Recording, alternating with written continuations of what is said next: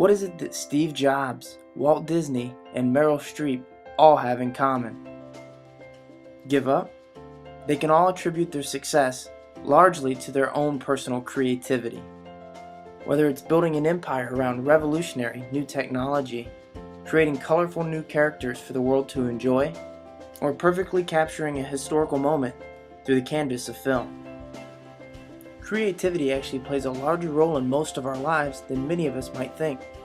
According to a study from the University of Indiana, people that are more creative actually have better relationships, report greater happiness levels, are better with their finances, have higher energy levels, and are more confident. Hey, that sounds pretty good. But is there anything we can actually do to become more creative? The same study goes on to say that there are certain exercises that a person can do to make themselves more creative. And actually, it's easier than what you might think. Many of the exercises center around creating what's called psychological distance. Psychological distance is really just a way of saying looking at things from another perspective. By examining a scenario from another's perspective, we can begin to broaden our creativity as it relates to that event. Let me give you an example. In Scientific American, they conducted a study in which they first asked participants to list normal modes of transportation. The results were almost exactly what you would think: boats, cars, airplanes, trains.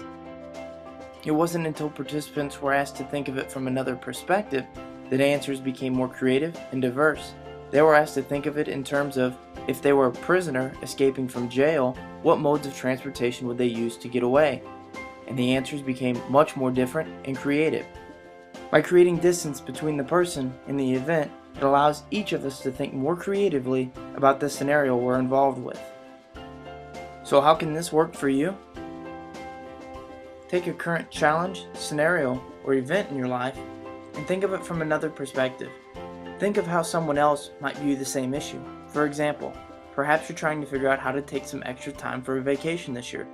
Pretend that you are the CEO of Google, a personal role model, or even just a former teacher, and think about how they might view your problem and how they may react to the same circumstances.